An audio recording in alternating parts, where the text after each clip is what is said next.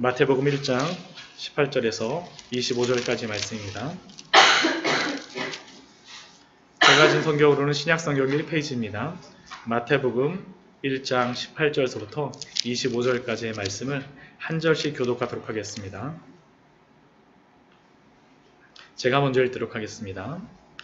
예수 그리스도의 나심은 이러하니라. 그의 어머니 마리아가 요셉과 약혼하고 동거하기 전에 성령으로 잉태된 것이 나타났더니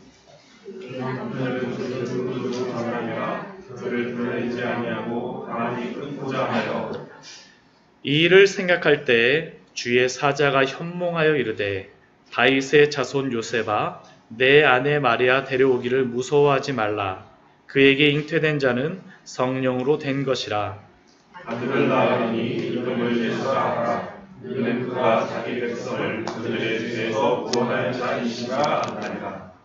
이 모든 일이 된 것은 주께서 선지자로 하신 말씀을 이루려 하심이니 이르시되 천사가 잉태하여 아들을 낳으시고 그의 이름은 임마누엘이라 하리라 하시니 이를 번역한즉 하나님이 우리와 함께 계시다 하니라. 요셉이 잠에서 깨어 일어나 주의 사자의 분부대로 행하여 그의 아내를 데려왔으나 아들을 낳기까지 동침하지 아니하더니 나의 이름을 예수라 하니라. 할렐루야. 한 주간 동안 은혜 가운데 잘 지내셨습니까? 네. 어떻게 저희 예배 드리는 공간에 오니까 어떠신가요? 많이 좀 달라졌죠? 네.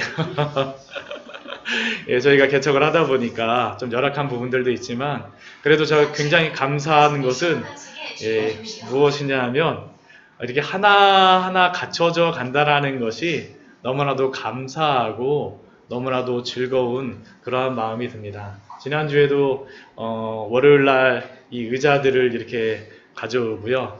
또 앞에 이렇게 신디도 이렇게 준비를 해놓고 스피커도 준비를 하고 원래는 프로젝트를 해갖고 제가 이렇게 컴퓨터를 여기다 놓은 이유는 뭐냐면 이 앞으로 다 해갖고 쏠려고 했었는데 이게 보니까 지금 연결이 잘 안 되는 게 있네요. 다음 주부터는 이렇게 예배를 하면서 여러분들과 같이 더 저희가 예배를 잘 드리기 위해서 이렇게 준비하는 것입니다. 저희가 예배를 드리는 이렇게 공간은 하나님과의 그러한 교제 가운데 그 깊은 그러한 은혜를 나누기 위하여서 저희가 이런 것들을 준비하는 것이지 사실은 교회 자체를 저희가 꾸미기 위해서 하는 것은 아니죠.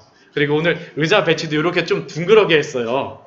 네, 이렇게 한 이유 중에 하나는 뭐냐면 때로는 저쪽에서도 들어오시고 이쪽에서도 들어오시게 되면 제가 저쪽에 설교하다가 이 뒤로 다 들어오시게 되면 좀 난처하실 수도 있고 또 하나는 이렇게 앉게 되면 가깝게 보일 수가 있습니다. 가깝게 보일 수가 있기 때문에 일부러 자리를 이렇게 둥그렇게 좀 앉았습니다. 어떠세요? 이게 좀 더 불편하신가요? 이렇게 앉으시는 게? 이따 예배 끝나고 나신 다음에 한번 의견들을 주십시오. 의자 옮기는 거야 어렵진 않은 것 같습니다. 복음 외에는 사실 우리는 여러 가지는 변화할 수 있는 것 같아요. 지난주에 저희가 예배당 이쪽으로 이사하고 나서 예수님의 세 번째 그 14대 족보에 있었던 그런 대표 인물인 스룹바벨을 통하여서 예수 그리스도가 이 땅에 오시기 전에 준비시키신 것에 대하여서 저희가 살펴보았습니다. 마지막에 하나님께서 스룹바벨을 통하여서 준비시킨 것이 무엇이었습니까? 그것은 바로 성전을 준비하는 것이었습니다. 그리고 그 성전을 준비하는 것, 예배당을 짓는 것도 중요하지만 참된 성전은 바로 이 땅에 오신 예수 그리스도다라는 것을 우리는 말씀을 통하여서 살펴보았었고 또한 우리들도 예수 그리스도를 머릿돌 삼아서 성전, 주의 교회를 이루어 간다는 것을 알게 되었습니다. 그리고 이것이 바로 예수 그리스도의 세계를 이루는 것, 마태복음 1장 1절 말씀에 아브라함과 다윗의 자손 예수 그리스도의 계보라라고 하는 이 주의 교회를 이루는 것이라는 것을 저희는 말씀을 통해서 알 수 있었습니다. 저는 이 말씀을 여러분들과 같이 나누면서 얼마나 감격스럽고 얼마나 놀라웠었는지 사실은 저에게 더욱더 큰 은혜가 되어졌던 것 같습니다. 이번 주에 아까도 말씀드렸지만 저희가 학계 선지자를 통해서 산에 올라가서 나무를 구해서 예배당을 이루라고 하셨는데 저희가 예배당을 이루면서 어떻게 보면 좀 부족한 부분들을 막 구해와서 중고품들을 많이 사용하고 그렇지만, 그러나 이렇게 이루라고 하시는 것들이 또한 여러 손길들을 통해서 저는 이루어지는 것들을 볼 때 하나님이 하나하나 이루어 가신다는 것을 정말로 너무나도 감격적으로 경험하고, 또한 그렇게 섬겨주시는 그러한 손길들을 통해서 이렇게 아름다운 예배당의 모습을 갖출 수 있다는 것이 얼마나 놀라운지 모르겠습니다. 사실은 이 의자도 굉장히 제가 어떤 목사님이 저희 노회에 이렇게 카톡방이 있는데, 어떤 노회 목사님이 의자가 필요하신 분 가져가세요 해갖고 올리셨는데, 제가 그거를 저희 교회에 계약하는 날 제가 그걸 봤습니다. 네, 그래갖고 그날 제가 가져갈게요 하고선 그 목사님 그 교회가 찾아갔었는데, 저는 그 교회가 굉장히 그래도 어느 정도 규모가 있는 교회인 줄 알았어요. 근데 가보니까 저희 교회보다 더 열악하더라고요. 시골 정말 그 의정부 양주라고 하는 곳에 갔는데, 차로 뺑글뺑글 해서 올라가는데, 와, 이런 곳에도 교회가 있구나 하면서, 그 목사님이 그 의자를 주시면서 원래는 이걸 가지고 이걸 팔아갖고 다른 거 쓰시라고 다른 분이 이렇게 말씀하셨었는데, 개척교회 하시는 목사님 있으면 이렇게 드려야 되겠다는 그 마음을 주셔갖고 이렇게 업무를 한다라는 그런 그 말씀을 들었을 때 제 마음이 진짜 너무나도 감격스럽더라고요. 네, 여러분들 이 의자에 앉으실 때 그 목사님 위해서 기도해 주십시오. 네, 사모님이 건강이 안 좋으시다고 그러시더라고요. 그런 중에서도 정말 그렇게 아름다운 마음 가지고 같이 섬겨주시는 그러한 것들이 너무나도 감격스러웠고, 나중에 기회가 된다면 저희 교회가 좀 부흥되면 그 목사님하고도 지속적인 교류를 좀 이루었으면 좋겠다라는 그러한 생각을 하면서 오게 되어졌습니다.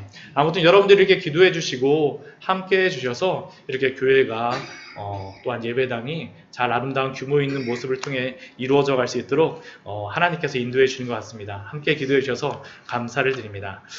오늘 저희가 읽었던 마태복음 1장 18절 말씀을 보게 되면, 예수 그리스도의 나심은 이러하니라 라고 하면서 말씀이 시작되어집니다. 근데 이 1장 18절 말씀을 우리가 읽어보게 되면 이 사실을 경험하는 사람들이 얼마나 당혹스러웠을까라는 그런 것들을 우리는 한번 상상을 해볼 수 있습니다. 그렇지 않겠습니까? 한번 생각을 해보십시오. 예수 그리스도의 나심은 이러하니라 했는데, 그의 어머니 마리아가 요셉과 약혼하고 동거하기 전에 잉태되어졌어요. 이게 얼마나 당혹스럽겠습니까? 우리가 성경을 보면서 우리가 성경에 대해서 은혜를 받지 못하는 그러한 이유 중에 하나가 무엇이냐 하면, 그것은 성경에 나오는 그러한 사건과 또한 그러한 인물들의 그러한 마음들이 우리가 좀 틀린 사람이라고 생각하는 경우가 굉장히 많은 것 같아요. 저 사람은 믿음에 있는 정말 뛰어난 사람이구나. 어떻게 보면 이 요셉도 우리가 그렇게 생각하는 것 같습니다. 마리아도 참 믿음이 뛰어난 사람이구나. 근데 한번 상상을 한번 해보십시오. 예수 그리스도의 나심이라고 하면 우리는 무엇인가 좀 좋고 어떤 특별한 무엇인가를 생각하는데, 사실 굉장히 당혹스러워요. 약혼을 했는데 아직 결혼하지 않아서 같이 살지도 않았는데 잉태하게 된 그러한 상황, 그러한 일을 당하게 된 마리아도 참 당황스럽겠지만 그 남편 요셉이 얼마나 당황스럽겠습니까? 성령으로 잉태된 것이 나타났더니라고 이야기하지만, 아마 요셉은 이 이야기를 마리아를 통해서 들었을 것이에요. 마리아가 요셉에게 가고, 요셉, 나 성령을 통해서 잉태했어. 한번 상상을 해보십시오. 그러면 요셉이 할렐루야 하면서 하나님께서 또 다른 자녀를 주기를 또 다른 자녀를 주시면 너무 좋을 것 같아요 하고서 막 기뻐했을까요? 사실 그게 쉽게 상상이 되어지지 않습니다. 얼마나 당황스러웠겠어요. 여러분들은 이러한 상황 속에서 어떻게 반응하시겠습니까? 아까 제가 말씀드린 것처럼 할렐루야 하면서 막 찬양하시겠습니까? 근데 오늘 말씀을 보게 되면 요셉은 굉장히 신중한 사람이었던 것 같습니다. 마리아가 이야기하였던 것을 아마 어느 정도는 믿었던 것 같아요. 그리고 결과적으로는 이렇게 잉태되어진 그러한 상황을 요셉은 어느 정도는 받아들였던 것 같습니다. 그렇다면 이 요셉에 대하여서 그 성경은 어떻게 이야기하고 있을까요? 19절 말씀을 보면 우리에게 이렇게 이야기합니다. 그의 남편 요셉은 의로운 사람이라. 여기서 의롭다라는 것은 헬라어로다 디카이오스라고 이야기합니다. 의롭다라는 것이 이 의미가 무엇이냐면 공정하다는 그러한 의미가 있고요. 의롭다라는 의미가 있고 거룩하다라는 그러한 의미가 있습니다. 근데 이 디카이오스라는 이러한 그 의미에 이 성경에 쓰여질 때는 의롭다라는 것은 결국엔 이 성경적인 의미는 무엇이냐 하면 성경에서 말하는 그 성경 말씀대로 그대로 순종하고 그 뜻을 인정하는 사람이 바로 의로운 사람입니다. 자기의 기준으로 그냥 나는 의로운 사람이야가 아니라 나는 착한 사람이야가 아니라 사실 여기서 의로운 사람이라고 요셉을 의로운 사람이라고 이야기하는 것은 성경에 굉장히 충실한 사람이라는 거예요. 성경에 굉장히 충실한 사람. 그래서 성경 말씀대로 그대로 순종하기를 원하는 사람. 그렇다면 이 요셉이 의로운 사람이라고 했을 때에는 요셉은 성경의 말씀대로 그대로 따라야 되는 사람입니다. 그러면 성경에서 이러한 상황, 결혼하지 않았는데 약혼 중에 아이를 가지게 되는 그러한 상황에 어떻게 성경에서는 행하라고 이야기를 했을까요? 두 가지로서 이야기하고 있습니다. 우리 신명기 22장 23절 말씀 한번 찾아보도록 하겠습니다. 신명기 22장 23절입니다. 사실은 이대로 요셉은 행해야 돼요. 두 가지 중에 한 가지입니다. 신명기 22장 23절 24절입니다. 제가 가진 성경으로는 구약성경 296페이지입니다. 신명기 22장 23절 24절입니다. 같이 한번 읽어보도록 하겠습니다. 신명기 22장 23절 24절입니다. 같이 읽을게요. 시작. 전에 여자가 남자와 약혼한 후에 어떤 남자가 그를 성중에서 강하면 너희는 그들을 둘 다 성문으로 끌어내고 그들을 돌로 쳐 죽일 것이니 그 처녀는 성 안에 있으면서도 소리 지르지 아니하였으며 그 남자는 그의 새 아내를 욕보였습니다. 너는 이같이 하여 너희 가운데에서 악을 제할지니라. 첫 번째는 무엇입니까? 요셉이 반응할 수 있는 첫 번째 반응은요? 돌로 쳐서 죽이는 것입니다. 약혼했는데 아이가 생기게 되면 돌로 쳐서 죽이는 것이에요. 실제로 다 이렇게 행한 성경에 그러한 예들이 나옵니다. 우리가 벌써 말씀을 통하여서 이러한 예를 한번 봤어요. 누가 있습니까? 기억나는 그러한 사람이 있나요? 우리가 마태복음 말씀에서 우리가 한번 봤었습니다. 쉽지 않죠. 그렇죠. 유다가 누구랑 결혼했었죠? 다말. 근데 다말이 아이를 가졌다 했을 때 유다가 뭐라고 얘기합니까? 불을 지르라고 얘기합니다. 이게 돌로 치는 게 아니라 유다는 그래서 굉장히 악한 사람이에요. 그게 원래는 돌로 다 쳐야 되는데 돌로 치는 게 아니라 불로 태워 죽이라고 이야기합니다. 왜냐하면 성경이 그렇게 이야기하고 있는 거거든요. 그 사람들 가운데 그렇게 행하는 겁니다. 유다는 사실은 그 약혼을 하고 그 말씀에 따라서 행해야 되는데 행하지 않았기 때문에 불로 지르라고 이야기한 것이에요. 또 이와 비슷한 그러한 경우가 있었습니다. 여러분들하고 말씀은 나누지 않았었지만 요한복음 8장 말씀에 가게 되면 가늠하다 붙잡힌 여인이 와요. 그렇죠. 근데 가늠하다 붙잡힌 여인이 왔을 때 사람들이 우르르 하면서 그 여인을 막 데려옵니다. 그랬을 때 그 사람들이 예수님께 묻죠. 어떻게 묻습니까? 우리가 돌로 칠까요? 말까요? 왜 그들이 돌로 치려고 했습니까? 바로 신명기 22장 저희가 읽었던 23절, 24절 말씀에 근거해서 이렇게 행하는 것입니다. 요셉이 의로운 자라는 것은 하나님의 말씀에 따른다라는 것이에요. 그러면 의롭게 행하려면 첫 번째 그가 행할 수 있는 첫 번째 선택은 무엇이냐면 마리아를 데려와서 돌로 다 치는 것입니다. 근데 마리아를 데려와서 요셉이 돌로 다 쳤나요? 그렇지 않습니다. 두 번째 방법이 있어요. 우리 신명기 24장 우리 1절 말씀을 한번 보도록 하겠습니다. 신명기 24장 1절 말씀입니다. 같이 한번 읽도록 하겠습니다. 자, 같이 한번 읽을게요. 자, 그 뒷장입니다. 구약성경 298페이지입니다. 신명기 24장 1절입니다. 시작. 사람이 아내를 맞이하여 데려온 후에 그에게 수치되는 일이 있음이 발견하고 그에게 구하지 아니하면 이혼 증서를 써서 증서를 주고 그를 자기 집에서 내보낸 것이요. 네, 이것이 바로 두 번째 방법입니다. 무엇입니까? 그 여자에게 수치스러운 일을 발견하면 돌로 치는 것이 아니라 그냥 증인 한 2명 정도만 세우고 나서 이 여인이 이러한 수치스러운 일을 행하였기 때문에 이 여인과 파혼을 하겠습니다라는 것이 바로 두 번째 그러한 방법입니다. 그러면 요셉이 의로운 사람이라고 하면 요셉이 선택하였던 방법은 무엇일까요? 바로 이 두 번째 방법입니다. 두 번째 방법. 19절 말씀, 우리 마태복음 1장 19절 말씀 보면 이렇게 말씀하죠. 그의 남편 요셉은 의로운 사람이라 그를 드러내지 아니하고 가만히 끊고자 하여 이혼 증서를 줘서 마리아를 내보내려고 하는 것입니다. 내보내려고 하는 것이에요. 가만히 이혼하고자 하는 것. 아마 대부분의 사람은 첫 번째 그러한 선택을 하기가 굉장히 쉬웠을 것입니다. 근데 요셉이라고 하는 그러한 인물들을 보게 되면 바로 이러한 부분. 요셉은 의로운 사람이기도 했지만 사실은 그의 인격을 보게 되면 긍휼함도 있는 사람이라는 것을 우리에게 알려주는 것이에요.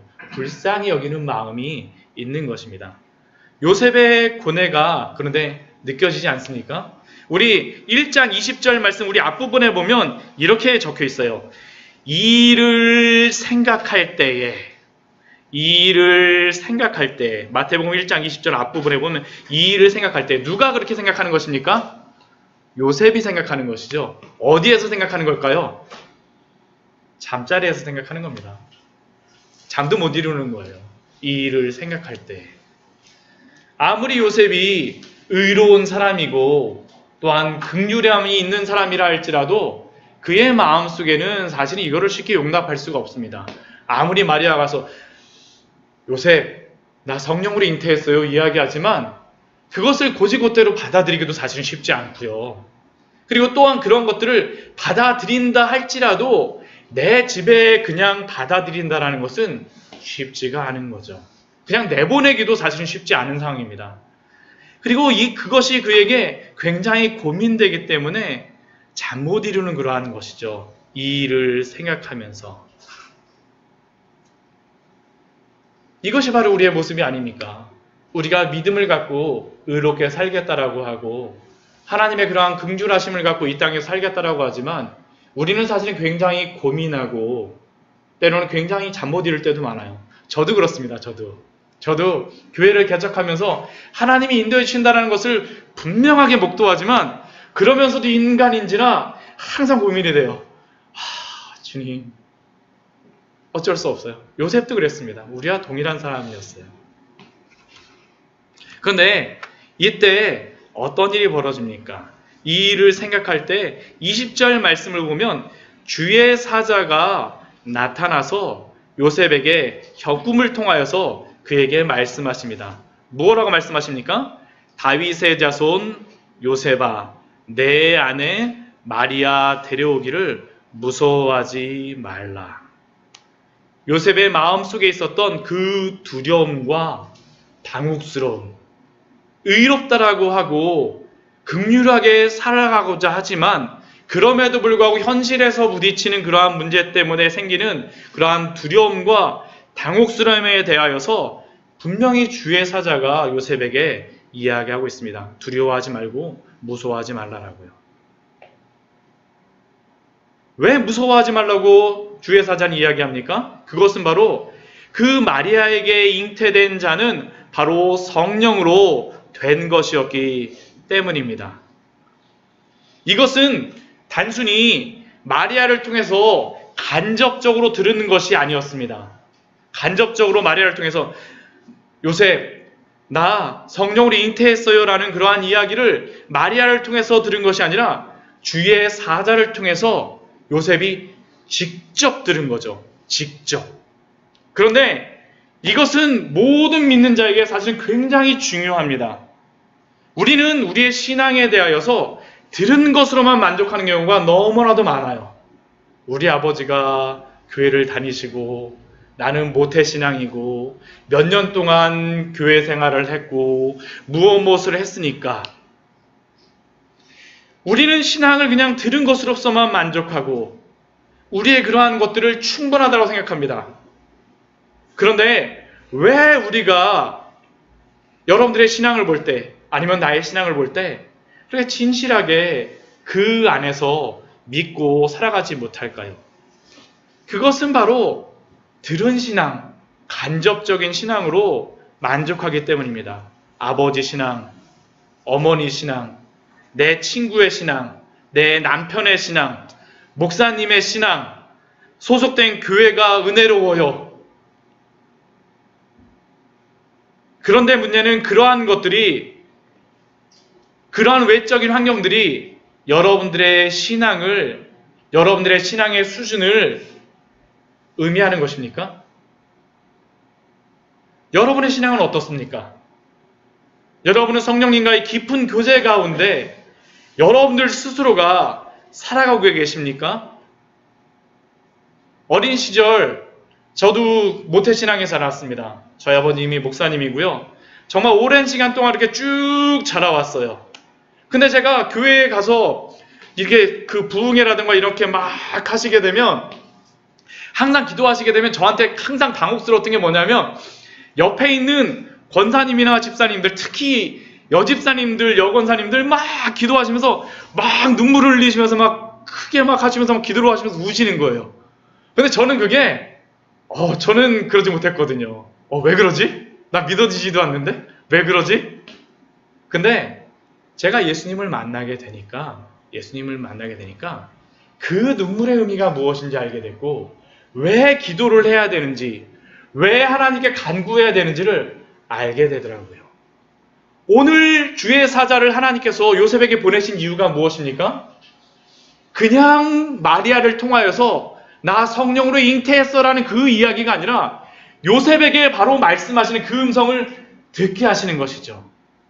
신앙은 바로 우리가 직접 하나님의 그러한 음성을 듣고 경험하는 것임을 믿으시기 바랍니다. 그리고 또한 그러한 믿음 가운데 살아가시는 우리 성도님들 되시기를 축원드립니다. 그냥 단순히 교회에만 와서 뜰만 밟고 가지 마십시오. 정말 은혜를 받고 가셔야 돼요. 그냥 왔다 가면 안 됩니다. 그리고 21절 말씀을 보게 되면 주의 사자는 그 아이의 이름을 무엇이라고 부르게 얘기합니까? 무엇으로 부르라고, 성령으로 잉태된 자를 무엇으로 부르라고 이야기합니까? 이름을 예수라 하라라고 말씀하십니다. 아이의 이름을 정해주신 것이죠. 하나님께서 사실 정해주신 것입니다. 이 예수라는 이름은 구약에서도 동일한 그러한 이름이 나옵니다. 동일한 이름이 구약에서도 예수라는 이름이 나와요. 예수라는 이름이. 혹시 어떤 인물일 것 같습니까? 여러분들이 굉장히 잘 아는 그러한 인물이에요. 누구일 것 같습니까? 비슷하게. 예수와. 맞습니다. 여호수아입니다. 여호수아. 여호수아가 예수님의 그러한, 예수님과 예수와 동일한 이름입니다. 동일한 이름이에요. 이 여호수아라는 것이 무엇이냐면 여가 여호와 하나님, 하나님이라는 뜻이고 또 호시아가 이게 구원이라는 뜻입니다. 그리고 이 예수라는 것은 예슈아라고 그 이스라엘 사람들 지금도 그렇게 예슈아라고 부르는데 그게 그 히브리적인 그러한 발음을 헬라식 이름으로도 한 게 바로 예슈아라는 그러한 겁니다. 그러니까 여호수아가 바로 예수님입니다. 예수. 그런데 이 예수라는 그러한 이름이 왜 주어졌는지를 예수님이 이 땅에 그 이름을 통하여서 왜 이 땅에 오셨는지 그 목적을 우리에게 설명하고 있습니다. 왜 그렇습니까? 그 이후에 보면 21절 후반부에 보면 이는 그 이후에 그 목적이 나오죠. 우리 같이 한번 읽어볼까요? 이는서부터 시작. 이는 그가 자기 백성을 그들의 죄에서 구원할 자이심이라 하니라. 예수님이 오신 목적을 분명하게 말씀하고 있죠. 왜 예수님이 이 땅에 오셨습니까? 자기 백성을 구원하시기 위해서 오셨습니다. 자기 백성을 구원하시기 위해서 오셨어요. 죄로부터 구원하시기 위해서. 그런데 우리가 여기서 궁금한 점이 생깁니다. 그렇다면 도대체 누가 자기 백성인가라는 사실은 그 궁금증이 생길 수밖에 없어요. 모든 사람을 다 구원하시기 위해서 예수님이 오셨을까요? 모든 사람을 다 구원하시기 위해서 예수님이 이 땅에 오셨을까요? 물론 모든 사람을 구원하시기 위해서 오시긴 하셨지만, 그러나 그 예수님의 모든 구원이 모든 사람에게 다 적용되나요? 그렇지는 않죠. 왜 그렇습니까? 예수님을 믿는 사람도 있고 믿지 않는 사람도 있다라는 것이에요. 그렇다라는 얘기는 자기 백성이 분명히 선택이 있다라는 것입니다. 선택하심이 있다라는 것이에요. 그러면 이 자기 백성이 누가 되는 것인가라는 질문을 우리는 해야 됩니다. 이 말씀을 통해서. 누가 도대체 예수님의 백성, 누가 도대체 구원받은 하나님의 백성인가라고 우리는 질문해야 돼요. 2000년 전 이스라엘 사람들은 이것을 오해해서 그들은 몇천 년 동안 기다렸던 예수 그리스도를 십자가에 못 박아서 죽였습니다. 왜 그들이 예수님을 십자가에 못 박아서 죽였을까요? 왜 죽였을까요?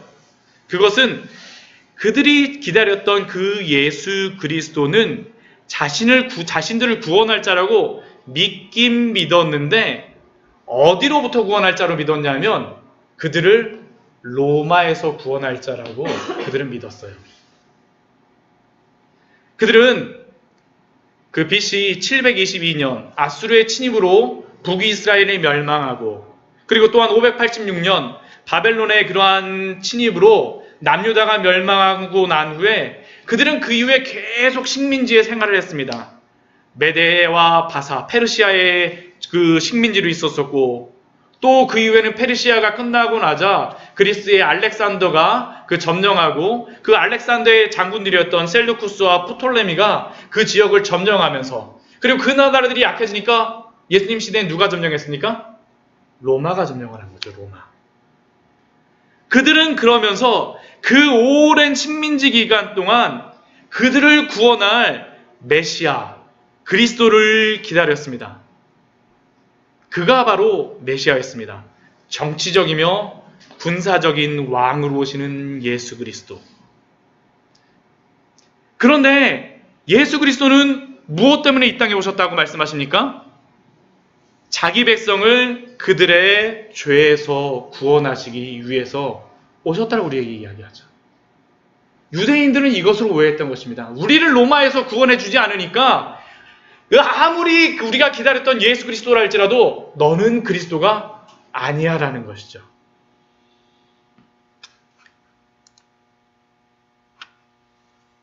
여러분에게 예수님은 어떤 분으로 오십니까? 왜 여러분은 이 자리에 오셨습니까? 만약 여러분이 단순히 여러분의 필요를 채우기 위해서 우리가 교회를 다닌다라고 하면, 우리는 2000년 전 예수님을 오해하여서 십자가에 못 박았던 그 이스라엘 사람과 다르지 않습니다. 왜냐하면 그들은 자신들의 필요인 로마로부터의 그러한 구원을 위하여서 예수 그리스도가 필요했던 것처럼, 우리가 이 교회에 오는 것이 우리의 필요를 채우기 위해서 온다면 우리는 그들과 다르지 않다라는 거죠. 그러나 예수님은 우리에게 무엇으로 오셨습니까? 자기 백성을 그들의 죄에서, 여러분들이 지은 그러한 모든 죄에서 구원하시기 위하여서 이 땅에 오셨다라고 우리에게 말씀하고 있습니다. 결국 자기 백성은 누구입니까? 자신이 죄인임을 고백하며 나오는 사람이 바로 자기 백성입니다. 자신의 죄에 대해서 알고 오직 예수 그리스도만이 나의 죄를 해결할 수 있습니다라고 고백하는 사람들, 내가 광야라고 생각하고 예수 그리스도의 복음으로만 온전히 내가 생명이 넘칠 수 있음을 고백하는 사람들이 바로 예수 그리스도의 자기 백성임을 우리는 알아야 됩니다. 사랑하는 성도 여러분, 우리 교회 이름이 무엇입니까? 광야의 샘교회죠. 이번 주에 어떤 목사님이 그 교회 오셔갖고 그 기도를 한번 해주고 가셨어요. 근데 기도를 해주시고 가시면서 광야의 샘교회 하면서 위에 헤드옵주스 이걸 딱 보시면서 이야기를 하시더라고요. 광야의 샘교회에서 광야 같은 사람들이 와갖고 그리스도의 샘을 마시는데, 정말 그 그리스도의 복음의 샘이 그 우리의 죄에 빠진 그러한 영혼들을 해독하는 그러한 일들이 있었으면 좋겠습니다. 그래서 정말 기도해 주시고 가시더라고요. 정말 되게 감사했습니다. 너무 좋은 것 같아요. 그래서 정말 좋아요. 저희 교회가 정말로 우리의 그러한 죄에 빠진 그러한 죄성들을 해독하는 교회가 되어지기를 원합니다. 정말로 그 샘솟음으로 말미암아서 정말로 영혼이 살아나고 주 예수 그리스도를 만나고 그 영혼이 마음껏 누리는 그러한 교회, 바로 이러한 사람들이 바로 자기 백성임을 우리에게 말씀하시고 또한 그러한 자들을 구원하시기 위해서 이 땅에 오셨음을 우리에게 말씀하고 있습니다. 그리고 또한 우리는 오늘 말씀을 통하여서 예수님의 그러한 이름에 대하여서 우리는 한 가지를 우리는 더 배울 수 있습니다. 우리 22절, 23절 말씀을 보면 예수님의 또 다른 이름에 대하여서 이야기하고 있습니다. 그 이름이 무엇입니까? 임마누엘입니다. 우리가 이미 예수라는 그러한 의미에 대해서도 배웠었고 그리스도라는 의미가 무엇인지에 대해서도 우리가 배웠었고요. 오늘은 임마누엘이라는 그러한 이름에 대해서 살펴보게 되어질 터인데 이 임마누엘이라고 하는 그 의미는 우리 22절 말씀 보면 이렇게 됐죠. 주께서 선지자로 하신 말씀을 이루려 하심이니라고 하면서 23절 말씀을 이야기하세요. 그러면 이 임마누엘이라고 하는 이 이름은 어디서 먼저 예언이 되어 있는 것입니까? 구약에서 벌써 우리에게 말씀하고 있는 것입니다. 구약에서 말씀하고 있는 것이에요. 결국 이 임마누엘이라고 하는 그 예수 그리스도는 구약에 약속하신 대로 언약대로 오신 분이라는 것을 우리에게 알려주시는 것이죠. 그런데 이 임마누엘에 대한 그러한 의미를 우리가 명확하게 알기 위하여서는 이 말씀이 쓰여져 있는 이 배경과 이 상황들을 우리가 좀 알아야 합니다. 이 임마누엘이라고 하는 1장 23절 말씀 우리 같이 한번 읽어볼까요? 같이 읽겠습니다. 시작. 임마누엘이라 하리라 하셨으니 이를 번역한즉 즉 하나님이 우리와 함께 계시다 함이라. 이 임마누엘이라는 것은 어디에 나오냐면 이사야서 7장 말씀에 나옵니다. 이사야서 7장 말씀에 나와요. 임마누엘의 이 상황, 임마누엘이 말씀하신 그 상황은 이사야서 7장의 역사적인 배경은 이 열왕기하 16장하고 역대하 27장에 나와 있는데 이게 어떠한 상황이 우리 이사야서 7장 한번 잠깐 펴보도록 할까요? 제가 이렇게만 말씀드리는 것보다는 한번 보는 것도 괜찮을 것 같아요. 이게 그 시대의 왕들의 이름이 나옵니다. 이사야서 7장 1절 말씀을 저희들 한번 읽어보도록 하겠습니다. 제가 가진 성경으로는 구약성경 975페이지입니다. 이사야서 7장 1절 말씀입니다. 같이 한번 읽어보겠습니다. 이사야서 7장 1절 말씀입니다. 자, 같이 읽겠습니다. 시작. 우시아의 손자요 요담의 아들인 요다의 아수와 함께 아람의 루시몬과 루말리아의 아들 이스라엘의 내가 왕이 올라와서 예루살렘을 쳤으나 능히 이기지 못하니라. 아멘. 우리 여기에 보게 되면 세 명의 왕이 나옵니다. 물론 그 우시아, 요담의 아들 요담도 나오겠지만 실질적으로는 이 배경이 되는 세 명의 왕이 나옵니다. 첫 번째는 누구입니까? 유다의 왕 아하스고 두 번째는 누구입니까? 아람의 르신왕입니다. 제가 여기 지도를 한번 나눠드렸어요. 지도. 네, 지도 한번 보세요. 여기 한번 지도 한번 제가 한번 여기 설명을 한번 드릴게요. 네. 이게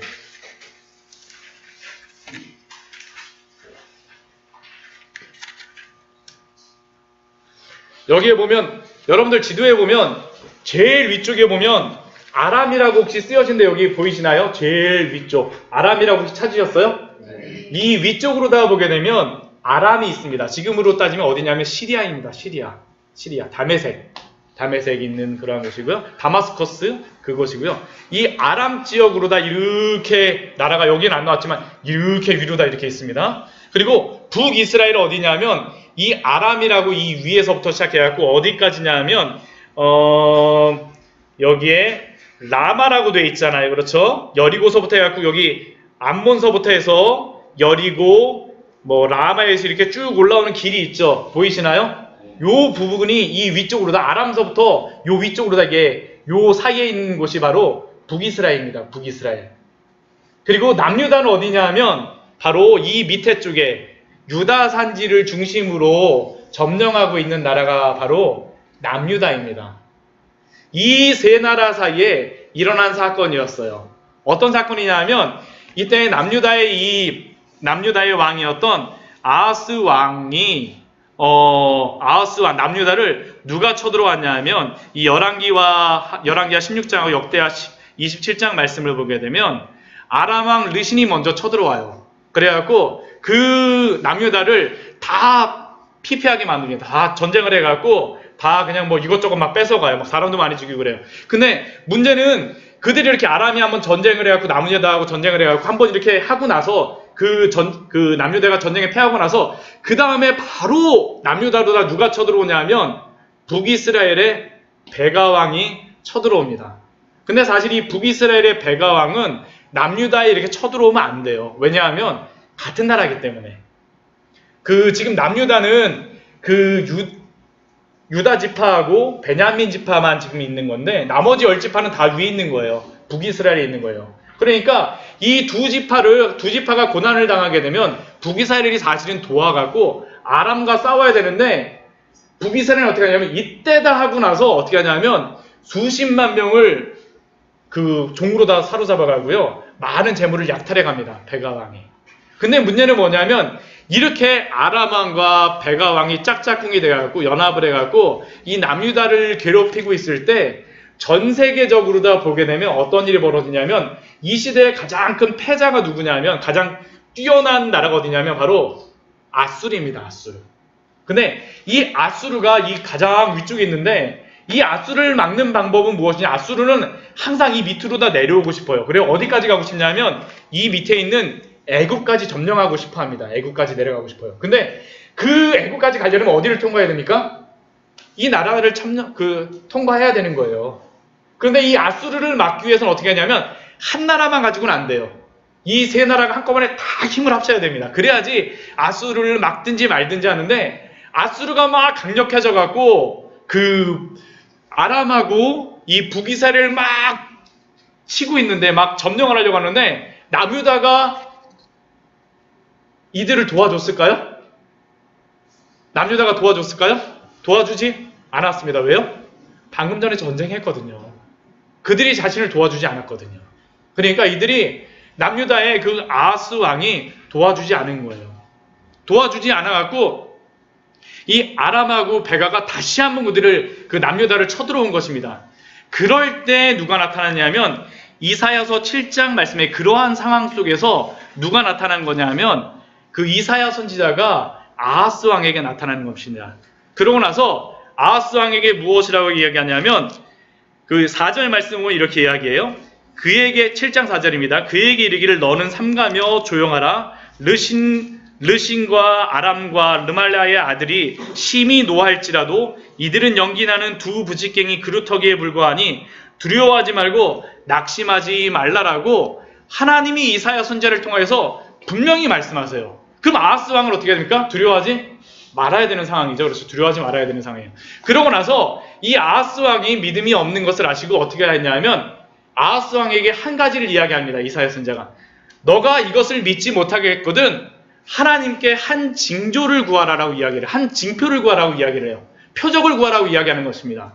너가 이거를 잘 믿지 못하겠거든 어떤 표적을 구해봐. 그럼 네가 그 표적을 보면 분명히 너가 하나님을 믿게 될 거야라고 이야기를 해요.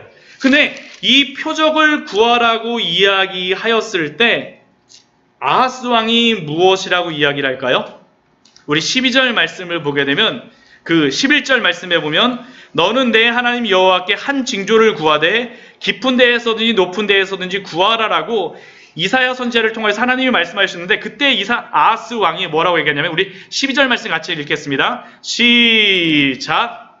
아하스가 이르되 나는 구하지 아니하겠나이다. 나는 여호와를 시험하지 아니하겠나이다. 네. 우리 같으면 이 징조를 구하라 그러면 우와 하나님이 있나 없나 하면서 막 구할 거 아니에요. 하나님 아버지 정말 저에게 막 이것저것도 주시고 뭐 어떤 것들 구하라고 이야기한 거니까. 근데 아하스 왕은 구하지 않아요. 왜요? 나는 구하지 아니하겠나이다. 나는 여호와를 시험하지 아니하겠나이다. 어때요? 아하스 왕이 믿음이 있는 것 같습니까? 믿음이 있는 것 같아요, 여러분들? 참 믿음이 있는 것 같죠, 그렇죠? 믿음이 있는 것 같아요. 이 말씀만 보면 굉장히 믿음이 있는 그러한 왕 같습니다. 근데 정말 아하스 왕이 믿음이 있었을까요? 우리 역대하 27장 말씀 한번 보도록 할게요. 역대하 27장입니다. 굉장히 재밌는 말씀입니다. 이게. 이렇게 말하는 이유가 있어요. 역대하 27장입니다.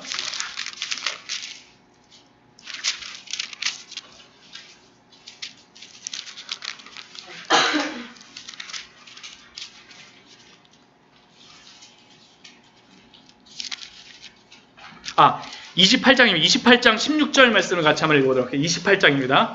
역대하 28장 16절입니다. 제가 가진 성경으로는 구약 성경 694페이지입니다. 역대하 28장 16절입니다. 같이 한번 읽어볼게요. 역대하 28장 16절입니다. 694페이지입니다. 같이 한번 읽겠습니다. 시작! 그때 아하스 왕이 아수르 왕에게 사람을 보내어 도와주기를 구하였으니. 이 그때가 사실은 이사야 선지자가 징조를 구하라라고 할 때입니다. 근데 이 일을 구하기 전에 지금 아하스 왕이 무엇을 했을까요? 아수르에 미리 사람을 파견한 것입니다. 그래갖고 도와주기로 벌써 다 약조가 되어진 것이에요. 그러니까 사실 아하스 왕은 지금 나는 여호와를 시험하지 않겠노라라고 이야기하고 있지만 실제로는 무엇을 하고 있습니까? 나는 아수르 왕이 도와줄 것이니까 여호와 하나님이 필요 없어요라고 하는 게 바로 아하스 왕의 그러한 대답이었습니다. 그리고 그러한 때에 주신 말씀이 무엇이냐면 이사야서 7장 14절에 보면 그러므로 주께서 친히 징조를 너희에게 주실 것이라. 보라, 처녀가 잉태하여 아들을 낳을 것이요 그의 이름을 임마누엘이라 하리라. 아하스 왕은 징조를 구하지도 않았는데 하나님이 징조를 주세요. 그 징조가 무엇이었습니까? 임마누엘이라고 하는 그러한 이름이었습니다. 그것이 왜 그 이름을 주셨을까요? 너가 아무리 아수르 왕을 의지한다라고 하지만 너의 참된 도움은 누구라고 이야기하는 것입니까? 바로 여호와 하나님. 임마누엘의 뜻이 무엇입니까? 임마가 함께이고 그 누가 우리고 엘이 하나님입니다. 그러니까 이거 합쳐지면 뭐예요? 하나님이 우리와 함께 계시다입니다. 너의 참된 도움은 아수르 왕을 의지하는 것이 아니라 바로 여호와 하나님과 함께 있는 것이다라고 말씀하고 계시는 것입니다. 그리고 이 말씀을 언제 주시는 거예요? 예수님이 태어나실 때 2000년 전에 주세요. 왜요?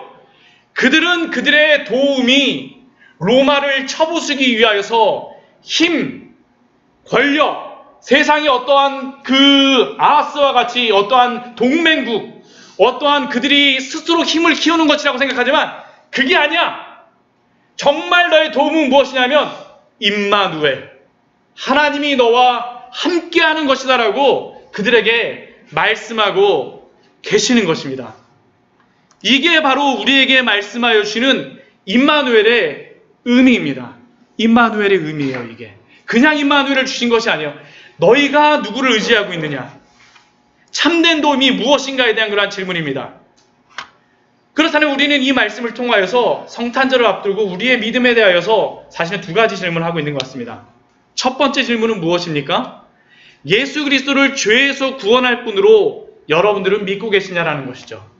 여러분들은 예수 그리스도를 죄에서 구원하실 분으로 예수님을 믿고 계십니까? 이미 아까 이 질문에 대하여서 여러분들과 나누었기 때문에 더 깊이 나누진 않겠지만 그러나 우리가 예수 그리스도가 우리의 다른 것이 아니라 우리의 관심 있는 우리의 관심을 해결해 주시기 위해서 오신 분이 아니라 1차적으로는 우리의 죄를 해결해 주시기 위해서 이 땅에 오셨다는 것을 분명히 알 필요가 있습니다. 만약 우리가 이것을 잘못 이해하게 된다면 우리는 신앙에서 떠날 가능성이 굉장히 높습니다. 왜요? 내 필요가 채워지지 않으면 어떻게 할까요? 떠납니다. 이스라엘 백성이 이렇게 했잖아요. 내 필요가 채워지지 않으니까, 로마에서 구원해 주지 않으니까 예수님 십자가에 못 박는 것은 사실 우리가 예수님을 떠나는 것과 동일한 것입니다. 그러니까 우리는 우리의 믿음에 대해서 점검을 해봐야 돼요. 우리가 정말로 예수 그리스도를 다른 것이 아니라 우리를 우리의 죄에서 구원하여 주실 분으로 믿느냐라는 것. 그 안에 거하십시오. 본질에 우리는 돌아가야 됩니다. 본질에. 예수 그리스도가 왜 이 땅에 오셨는지. 두 번째 질문은 또한 이것입니다. 예수 그리스도를 임마누엘의 하나님으로 믿으십니까? 우리는 믿음을 가지는 것도 중요하지만 누구를 믿느냐, 무엇을 믿느냐 하는 것은 사실은 믿음을 갖는다라는 것보다 더욱 중요합니다. 즉 참된 믿음의 대상이 될 만한 존재를 믿는 것이 정말 중요한 것이죠. 오늘 저희가 우리가 살펴보았던 이사야서 7장과 아까 역대기 하의 그러한 상황들을 보게 되면 임마누엘의 의미를 살펴보았지만 그 질문은 이스라엘 사람들에게 하는 질문이며 또한 오늘 이곳에서 살아가는 우리에게 하는 그러한 동일한 질문입니다. 아하스 시대 하나님은 이사야 선지자를 보내서 아하스에게 질문하시죠. 이미 아수르라고 하는 그러한 믿을 만한 그러한 대상을 준비한 아하스에게 너는 아수르를 의지하니? 아니면 나를 더 의지하니? 2000년 전에도 동일하십니다. 임마누엘이라는 그런 의미를 주시면서 너는 로마에서 구원할 어떠한 힘, 능력을 더 의지하니? 아니면 여호와가 함께 하시는다라는 그 약속, 여호와를 더 의지하니? 그리고 이것은 우리에게도 동일합니다. 여러분은 이 세상에서 여러분의 그런 모든 문제를 해결해 줄 것 같은 돈, 명예, 친구, 가족, 실력, 관계, 그러한 것들을 더욱 의지하십니까? 아니면 여러분과 함께 하시는 예수 그리스도를 더욱 의지하십니까?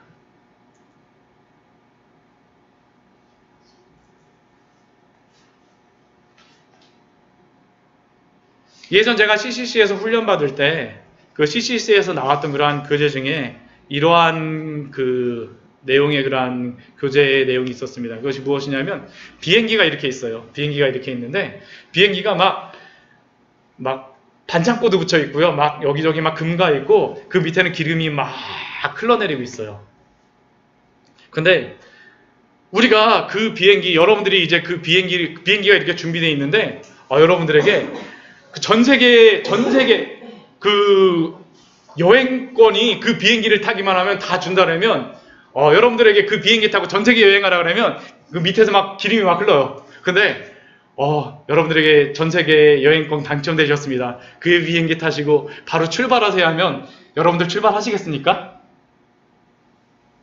바로 옆에다가 라이트 하나 딱 던지면 불 터질 것 같은데 여러분들 그거 타시고 출발하시겠어요? 세계 여행?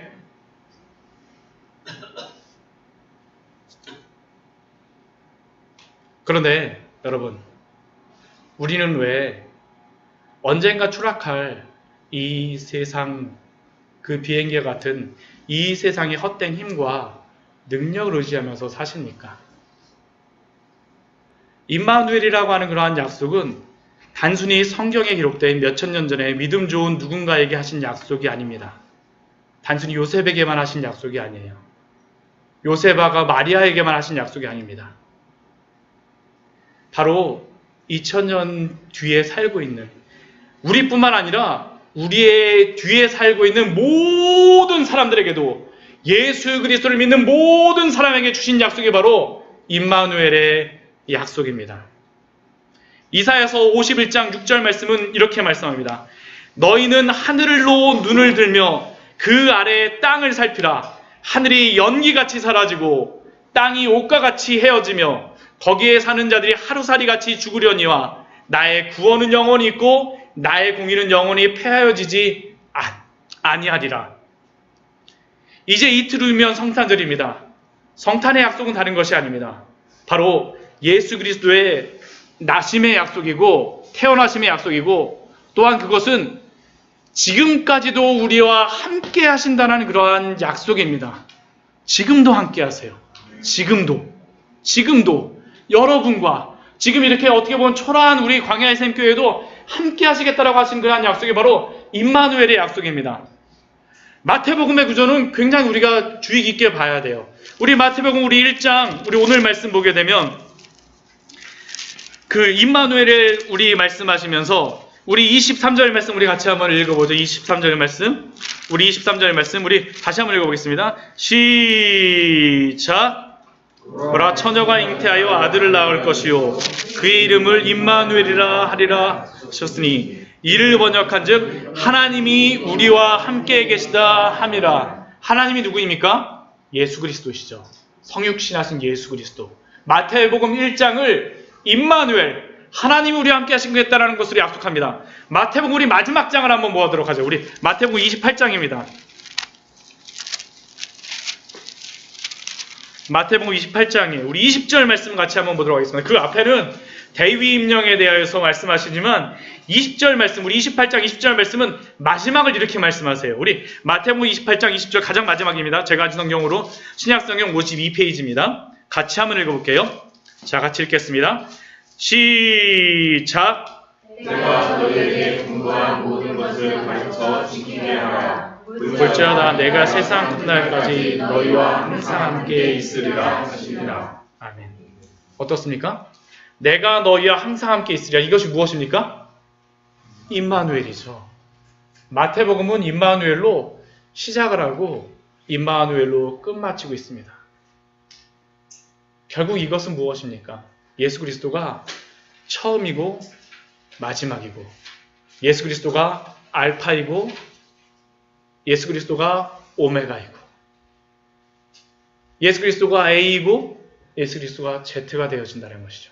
어디에서요? 우리의 삶 속에서 이렇게 하시겠다는 겁니다. 여러분의 시작서부터 시작하여서 여러분들의 마지막까지 함께 하여 주시겠다라는 약속이 바로 임마누엘의 약속인 줄 믿습니다.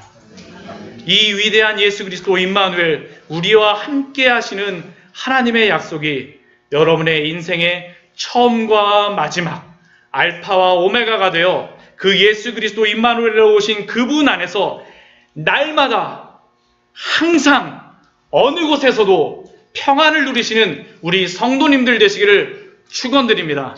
그러한 성탄을 맞이하기를 소원합니다. 같이 기도하도록 하겠습니다. 우리 같이 기도할 때요, 정말로 우리 두 가지를 놓고 우리 같이 기도하였으면 좋겠습니다. 우리 조금 우리 반주 좀 쳐주세요. 예수 그리스도가 우리의 죄에 대해서 구원하여 주셨음에 대해서 우리 감사하는 기도를 하십시오. 다른 것을 위해서 오신 것이 아닙니다. 우리의 필요를 위해서 오신 것이 아닙니다. 물론 그것도 이루어주세요. 우리를 믿게 하시기 위해서. 그러나 우리를 죄에서 구원하셨다는 것이 바로 예수 그리스도가 오신 이유입니다. 또한 두 번째 무엇입니까? 그러한 예수 그리스도께서 우리와 함께 하시겠다는 것이에요. 두려워하지 마십시오. 밤에 잠 안 올 수 있습니다. 요셉처럼요. 그러나 두려워하지 마세요. 함께 하신다고 약속하시지 않습니까? 우리 같이 기도하며 나아갈 때 정말로 이러한 은혜를 누리게 하여 주시옵소서. 2000년 전에 요셉만 누리고 마리아만 누린 것이 아니라 바로 지금 이 자리에 앉아있는 우리가 누리게 하여 주시고 정말로 성탄절을 맞이하여서 주의 그러한 은혜를 누리는 우리들이 바로 이 임마누엘의 은혜를 누리게 해달라고 우리 잠시 같이 우리 통성으로 같이 기도하도록 하겠습니다.